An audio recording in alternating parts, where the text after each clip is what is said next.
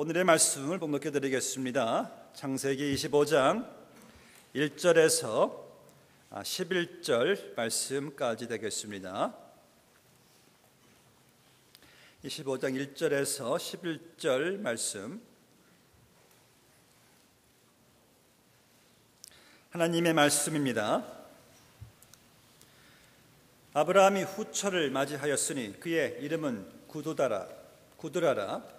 그가 시므란과 욕산과 무단과 미디안과 이스박과 수아를 낳고 욕산은 스바와 드단을 낳았으며 드단의 자손은 아수르 족속과 루두시 족속과 루음미 족속이며 미디안의 아들은 에바와 에벨과 한옥과 아비다와 엘다아인이 다 구드라의 자손이었더라.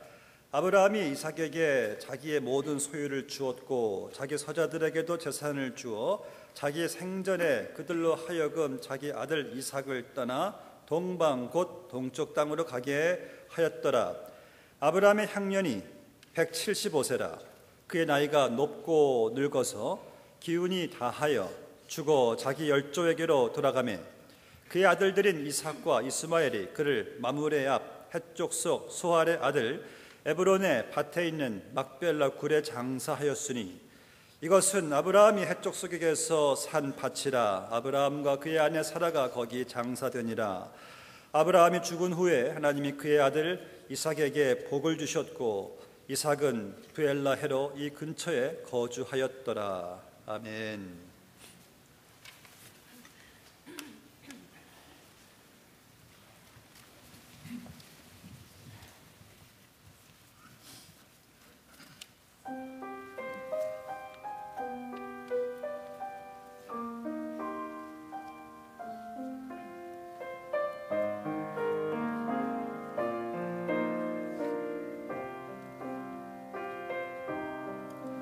세월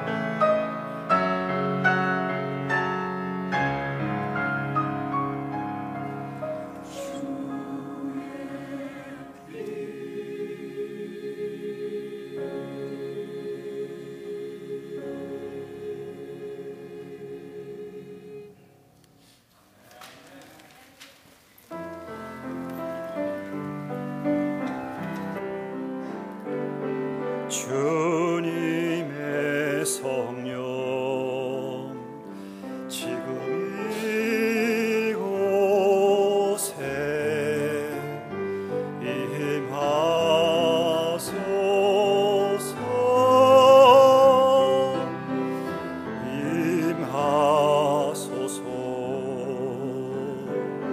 주님의 말씀 지금 이곳에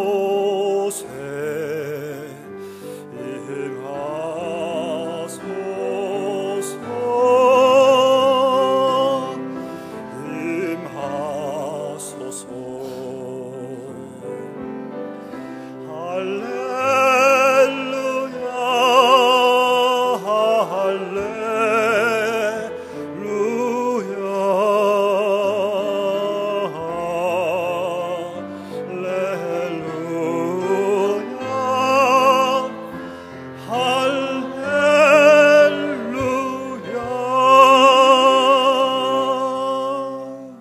아멘.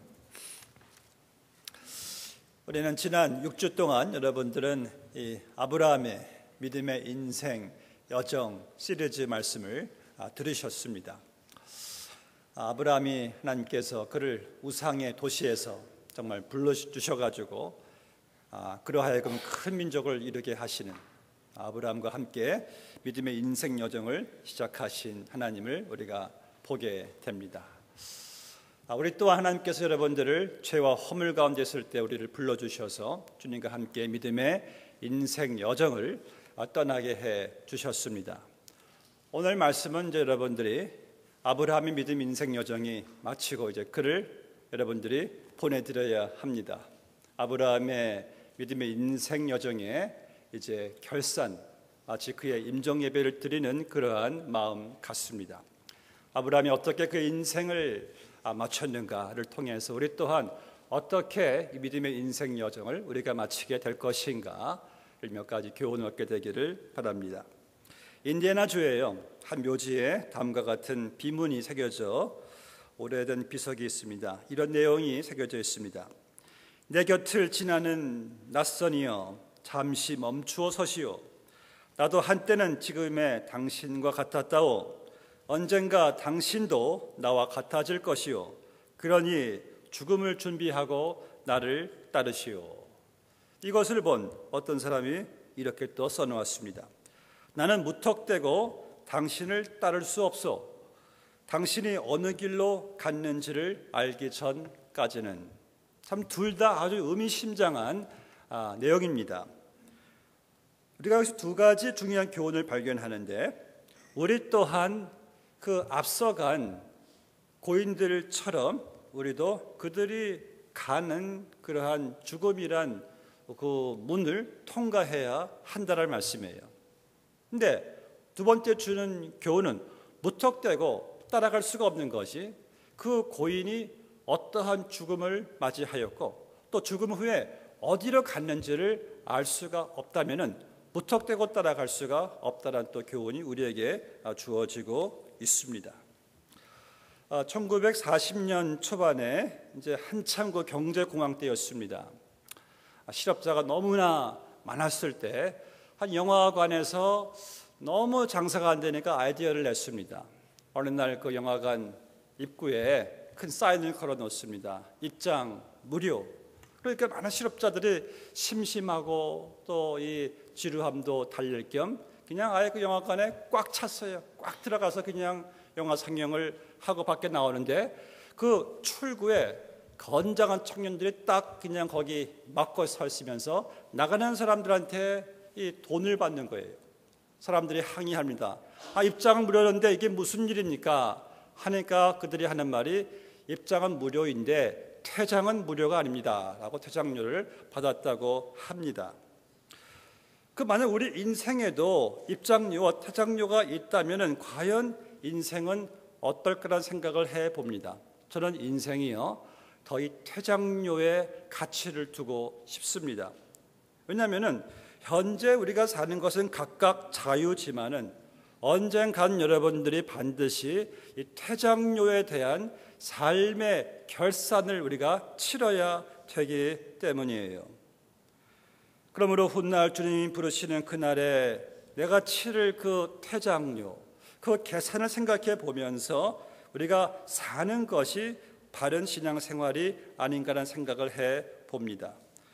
오늘 내려두신 본문 말씀 보시면은 믿음의 사람, 믿음의 조상, 믿음의 본이 되는 아브라함은 어떻게 그의 인생을 마치게 되었는가? 우리 또한 믿음의 인생 여정을 또 그의 뒤를 따라가는 자들로서 우리도 어떻게 이 인생 여정을 우리도 마감해야 되는 것인가? 오늘 본문에 보면은 첫 번째로 아브라함이 세상을 떠나기 전에요, 이 복잡하고 어려운 모든 문제들을 잘 이렇게 정리해 놓고 떠났습니다. 그러니까 그는 죽음을 준비하는 삶을 살았다는 것을 여기서 보여주고 있는 것이에요. 본문의 5절 6절 말씀을 보세요. 아브라함이 이삭에게 자기의 모든 소유를 주었고 자기 서자들에게도 재산을 주어란 말씀이 있습니다. 그러니까 가정의 유산 문제를 다 해결해 놓고 생을 마감한 것이에요. 여러분, 상당히 그것은 중요합니다. 왜냐하면 우리는 갑자기 인생을 마감할 수가 있기 때문에, 우리는 유언도 못하고 의식도 없이 우리가 인생을 마감할 수가 있기 때문이에요. 저는 그런 분들을 지난주에 그 삶을 통해서 많이 보았습니다. 유언 한마디 남기지 못하고 떠나시는 분들을 많이 보았어요. 그래서 아브라함은 가정의 유산 문제를 생전에 다 해결해 놓고 이 생을 마감한 것이에요. 약속의 자녀 이삭에게만이 아니라 다른 6 아들에게도 재물을 주어서요, 형제 사이에 다툼이 일어나지 않도록 한 것입니다. 왜냐하면 우리가 죽은 후에는요, 자기의 재산이 어떻게 나누어지는 것을 확인할 수가 없거니와 그 쓰임도 우리가 전혀 알 수가 없기 때문에, 그래서 우리가 생전 시에 이것을 준비하는 것이 얼마나 참 중요한지, 교회를 위해서 또 학교를 위해서 선교를 위해서 자기가 가지고 있는 것을 나누어주고 확인하는 것이, 이것이 또 성도의 정확한 유산 관리의 방법이 될 것입니다. 또 아브라함은요, 유산 관리만이 아니라 인간 관계의 문제까지 다 정리해 놓고 또 떠나는 것을 보게 됩니다. 본문의 6절 말씀을 보면은 자기 서자들에게도 재산을 주어 자기 생전에 그들로 하여금 자기 아들 이삭을 떠나 동방 곧 동쪽 땅으로 가게 하였더라. 이삭과 이 이스마엘은요, 태어난 후부터 계속해서 그냥 대립된 이 정말 적대시 그러한 관계였어요. 그러니까 가만히 가까이 두었다가는 감정이 생기고 싸울 수 있는 여지가 충분한 그런 사람들이었기에 아브라함이 다른 그 형제들을 이삭에게서부터 동쪽으로 떠나 같은 지역에 살다가 빚어질 수 있는 그 싸움과 그 갈등을 이렇게 피하게 한 그의 그 의도적인 그의 이 죽음 전의 정리를 보게 됩니다. 그러니까 여러분 말씀 보니까 원수가 떴던 이 아들들이 아브라함의 장례식 때 아주 사이좋게 은혜롭게 이 장례식을 치르게 하는 것을 보게 됩니다. 저는 여기서 아브라함이 들인 공을 봐요. 그가 이렇게 잘 준비를 했고 잘 정리 해결을 했기 때문이 아닌가라는 생각을 해보게 됩니다. 그래서 여러분, 우리가 떠나기 전에, 세상을 떠나기 전에 인간 관계 문제를 해결해 놓는 것이 얼마나 참 중요한지 몰라요. 심지어 원수지간의 관계도 여러분들이 해결해야 할 것입니다. 이런 모든 일들이 다 언제 할 수가 있는가? 생전 시에 할 수가 있다는 말씀이에요. 죽음 후에는 할 수가 없는 것들이에요. 우리가 아무리 여러분 장수하고 아무리 우리가 좋은 인생을 산다 해도 인생에는 반드시 끝이 있어요. 본문 7절 말씀을 보시면은 아브라함의 향년이 175세라. 8절에서 그의 나이가 높고 늙어서 기운이 다하여 죽어 자기 열조에게로 돌아가매. 그러니까 기운이 다하여 아브라함이 죽은 것처럼 우리에게도 이제 기운이 세지는 날이 올 것이에요. 엄연한 사실입니다. 그 누구에게도 이 죽음이 피해갈 수 있는 그러한 사람은 이 세상에 존재하지 않습니다. 그런데 문제는 이게 언제일지를 알지 모른다는 거예요. 여러분, 인생이 내 마음대로 왜 안 되잖아요. 근데 더욱더 안 되는 것은요, 인생의 죽음만큼은 내 마음대로 내가 날짜를 정할 수가 없다는 사실이에요. 몇 주 전인가요, 제가 교회에 오는 길에, 새벽 기도에 오는 길에 차들이 없죠. 그러니까 혼자 거진 달리다시피 하는데, 집에서 이제 나와서 그 카도란 말 오랜만에 합니다. 이제 이 왼쪽으로 꺾어 가는데 차가 그냥 큰 픽업 트럭이 그냥 빵 떨어져 누르면서 제 이 운전대 쪽으로 막 그냥 달려오는데, 질주해 오는데, 정말 한 10cm 사이로 착 비껴나갔어요. 그냥 쳤으면은 저는 아마 뼈도 못 치를 그러한 상황이었습니다. 그때 아차 하면서 딱 떠오르는 것이, 사람이 이렇게도 그냥 갈 수가 있는 것이구나 라는 생각이 이렇게 오더라고요. 그러면서 이제 교회 와서 기도하는데, 하나님께서 구해주신 것이 감사하고, 이런 기도해 봤어요. 만약 내가 그때 천국 갔다면은 나는 잘 준비해 놓았나? 라는 생각을 한번 해보게 되고, 그날 참 또 아주 거룩한 마음으로 제 가라지 청소도 다 해놓고, 제 오피스 방도 청소해놓고 이상하게 정리하게 되더라고요.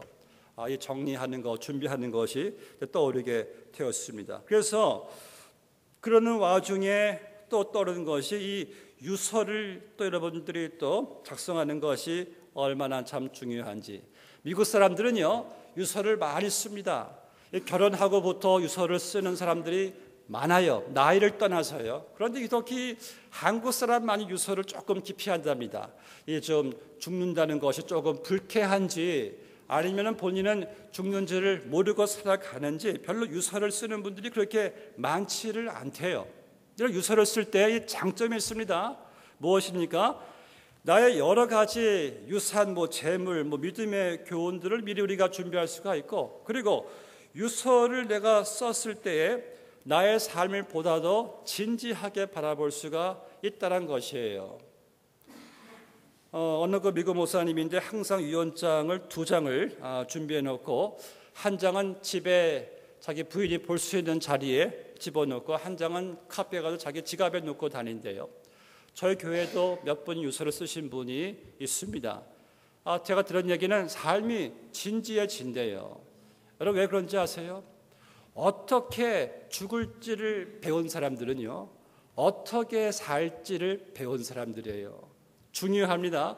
내가 어떻게 죽을지를 모른다면요, 우리는 사실 내가 어떻게 사는지도 잘 모르고 살아갈 수가 있다는 것이에요. 죽음은 언제든지 찾아올 수 있는 것이 이게 엄연한 현실인데, 그럼 우리가 그 사실을 안다면은 우리는 아브라함처럼 생전시 여러분 준비하는 것이 이게 참 중요해요. 두 번째로 아브라함은요, 그가 인생을 살면서 참 만족한 인생을 살다가 마감했다는 것이에요. 레오나르도 빈치가 모나리자를 그린 그 사람이 남긴 유명한 말 가운데 이런 말이 있습니다. 잘 보낸 하루가 편안한 잠을 가져다 주듯 잘 보낸 인생이 편안한 죽음을 선물로 가져다 준다. 이 아브라함은 참 만족한 죽음을 맞이했어요. 어떻게 할 수가 있겠는가? 본문의 8절을 보세요. 그의 나이가 높고 늙어서 기운이 다하여 죽어 라는 말씀이 있죠. 그의 나이가 높고, 이 높고란 말은 그저 나이는 그저 숫자다, 숫자가 아니에요. 높고란 말씀을 우리가 히브리어 원어로 아니면 영어 성경에 보니까 He was content and satisfied, 아주 만족함, content, 자족함 가운데 그가 생애가 만족함 속에서 죽었다는 말씀이에요. 그럼 어떻게 아브라함이 그 생애가 만족함 가운데 살 수가 있었는가? 여러분, 아브라함의 인생은요, 정말 파란만장한 인생이었습니다. 우여곡절이 많은 그러한 인생이었어요. 처음 그는 부름받을 때부터 75세의 나이에 어디 갈지도 모르는 하나님 그저 인도하시는 그 길을 따라 갔고, 부모 친척을 떠나고 고향을 떠나고 돈도 없이 아는 사람도 없이 문화가 없는 그냥 이 황야 벌판을 향해 그는 걸어갔어요. 그리고 완전히 그냥 이방 가나안 땅에 들어가서 살게 되었습니다. 또 하나님이 아들을 주신다고 그랬는데 25년 동안 아들은 탄생하지 않죠. 여러 가지 재앙에 휩싸였죠. 기근도 통과하죠. 아내도 빼앗긴 적이 있죠. 그러한 아브라함이 어떻게 이렇게 만족한 행복 충만한 삶을 살아갈 수가 있었는가? 그 긴 세월을 어떻게? 바로 믿음으로 아브라함은, 그는 하나님 한 분을 믿음으로, 하나님 한 분만을 그가 만족함으로 살았기 때문에 그의 인생은 만족함 속에서 만족의 충만함 가운데 기운이 다하여 하나님의 부름을 받았다는 말씀인 것이에요. 저는 한때 한국의 아동 문학도 조금 좀 즐긴 적이 있었습니다. 한국의 아동 문학의 획을 기은 권정생 선생님이 계시는데, 이분이 몽실언니, 강아지 똥 이런 옛날 시골의 삶을 그린 책들을 많이 쓴 분인데요. 이분이 일본 빈민가에서 태어났습니다. 그리고 곧바로 광복 후에 그의 외가가 있는 경북 청송으로 이주했는데, 너무 찌들게 가난한 터라 끼니도 겨우겨우 이어가면서 그냥 껌파리도 하고 담배도 팔고 이런 가게 점원에서 일을 하기도 하고, 그런데 그런 가운데 영양실조에 걸려가지고 결핵이 걸립니다. 그러는 가운데 시골교회 종지기가 취직이 됐어요. 시골교회 매일 아침 종치는 그런 일을 했는데요. 그렇게 15년을 시골교회에서 단칸 문칸방에서 그냥 보내면서 예수님을 만나게 됩니다. 그리고 그 10년 동안에 산골짜기에 사는 어린이들 그리고 농부들의 눈물과 수고, 땀, 정을 그린 책들을 많이 그가 썼어요. 그리고 44세에 겨우 아주 오두막집 하나 겨우 지고 그의 남은 여생을 거기서 계속 살게 됩니다. 그의 재산이라고는 신발 한 켤레, 작업복 한 켤레, 자기가 만든 어떤 세간 괴짝 하나 그거밖에 없었어요. 그런데 이러한 권정생 선생이 2007년 5월 달에 천국의 부름을 받았어요. 그래서 그를 추모하던 사람들이 그 유품을 정리하다가 그의 유서를 발견했는데, 유서와 저금 통장이 있었습니다. 유서는 이렇게 시작됩니다. 나는 하나님 한 분으로만 얼마나 만족과 은혜가 되는지 너무너무 감사하다. 그리고 그 저금 통장에는 12억 원의 거금이 있었는데, 이 돈을 나의 장례비를 치르고 나머지는 다 고통당한 어린이들에게 나눠주십시오. 저는 그 유서를 읽으면서 우리는 얼마나 더 이분보다 더 많이 지금 갖고 누리고 있는데 우리는 그만큼 정말 매우 만족하면서 살아가고 있는 거라는 생각을 한번 해봅니다. 여러분들은 정말 지금 매우 지금 여러분 만족하십니까? 성경은요, 우리에게 늘 말하기를 하나님 외에 그 어떤 것으로도 우리를 만족하게 할 수 있다는 것이 없다는 것이에요. 그래서 그러한 하나님으로 만족할 수 있는 사람들은 세상 떠날 때도 분명한 사실은 아주 그냥 만족함 가운데 만족합니다 하고 떠날 수가 있다는 것이에요. 여러분, 하나님 한 분으로 만족하며 살아가는 사람들은요, 이 세상 떠날 때도 정말 만족할 수가 있어요. 우리 그런 분들 많이 보지 않았습니까? 제가 좋아하는 성경 구절 하나 소개하겠습니다. 우리 알고 있는 성경 구절이에요. 여호와 나의 목자시니 내가 부족함이 없으리로다. 다윗은요, 그는 정말 천하의 강대국의 모든 것을 다 가지고 다 누린 자였어요. 권력, 부, 명예 다 있었잖아요. 다윗은 한 번도 그런 것들로 만족한다고 하지 않고, 그는 오직 여호와 하나님이 나의 목자시니 내가 저 성전에 거하는 것이, 성전에 내가 문지기 되는 것이 왕궁의 왕 되는 것보다도 만족하다이다. 여러분, 정말 하나님 한 분을 만족한 그러한 다윗이었어요. 유명한 교육자 세네카가 이렇게 말했습니다.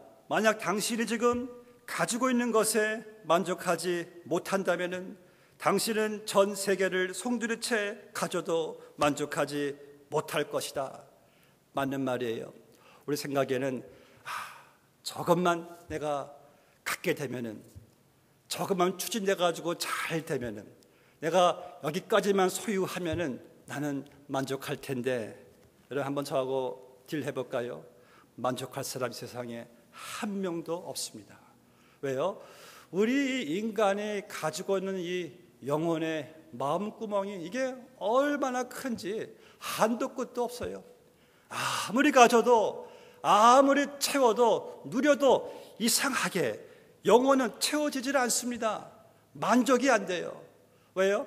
내가 창조되기를 하나님 한 분으로만 만족하게끔 창조되었기 때문에. 그래서 하나님 한 분으로 만족하는 사람은 인생도 정말 만족하며 감사하며 또 만족 가운데 생을 마감할 수가 있다는 말씀이에요. 여러분들 지금 무엇으로 지금 여러분들 만족하십니까?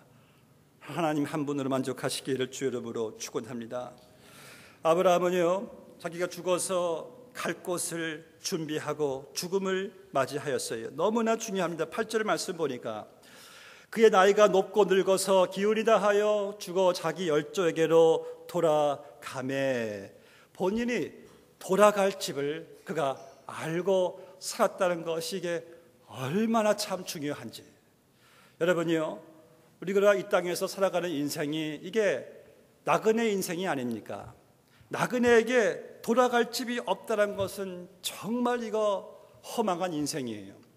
아브라함은 히브리서 11장 말씀 보니까 그는 장막에 거하면서 하나님의 영원한 본향집 천국을 바라보면서 산자라고 말을 했어요. 제가 보니까 여러분 가운데 한 사람도 장막에 살지 않는 사람이 없더라고요. 왜요? 어떤 집도 언젠가는 내가 떠날 집이니까 장막터예요. 하나님께서 오라 하면은 장막 다 접고 우리는 가야 됩니다. 그렇지 않습니까? 그러니까 우리는 장막을 치며 살아가는 인생이에요. 저는 그래서 이사 신방 갈 때 또 집을 사시고 또 갈 때 신방 갈 때 다 장막터라고 이렇게 기도해요. 왜요?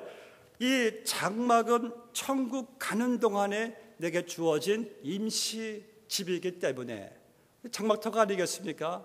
그래서 아브라함이 장막을 친 것은 언제든지 주님 부르실 때 옮겨 갈 수 있는 그러한 인생을 그가 살았다라는 말씀이에요. 그래서 그는 항상 내세를 바라보면서 살아갔습니다.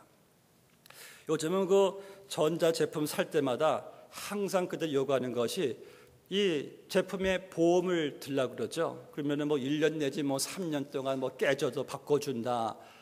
그럼 뭐 한 몇십 불 더 내요. 그런 보험을 들 때도 있고 저는 안 들 때도 있습니다. 그런데 여러분, 우리가 그러한 몇 년 쓸 전자제품도 보험을 든다면은 우리가 영원히 거할 내세 천국에 대해서는 내가 얼마나 신중하게 그것을 보험을 들고 바라보면서 살아가는지. 미국의 어느 부자가 죽었을 때 그 기업의 매니저 한 명이 그의 장례식에서 막 슬피 웁니다. 그러니까 그 조객들이 그 울고 있는 매니저에게 이렇게 위로하면서 울지 말게. 뭐 다 천국 뭐 하늘나라 갔는데. 그런데 그랬더니 이 매니저가 이렇게 말을 합니다. 아마 그러지 못할 것입니다. 우리 주인은요, 여행을 가든지 놀러 가든지 어떤 사업을 하든지 항상 철저하게 준비한 분이었는데, 그런데 제 주인은 죽음을 위해서는 아무런 준비도 하지 못했고 그런 예수 그리스도도 믿지 않고 죽었습니다. 사랑하는 성도 여러분, 이 땅에서 내가 아무리 다른 거 많이 준비한다 할지라도 천국 갈 준비해 놓지 못하고 살아간다는 것은 얼마나 참 그 인생의 비극인지 몰라요. 여러분, 사람이 아무리 땅에서 다른 준비들을 철저히 해도 우리가 죽음을 준비하지 못하고 천국을 준비하지 못하고 예측할 수 없는 죽음을 맞이한다면 우리 인생은 정말 불행한 인생입니다. 요즘은 뭐 아니지만은 한두 달 전에요, 그 한국일보, 중앙일보에 매년 나오는 신문 내용은 그 동문들 뭐 연말 동창회 망년 파티들 막 사진만 계속 그냥 그 나오더라고요.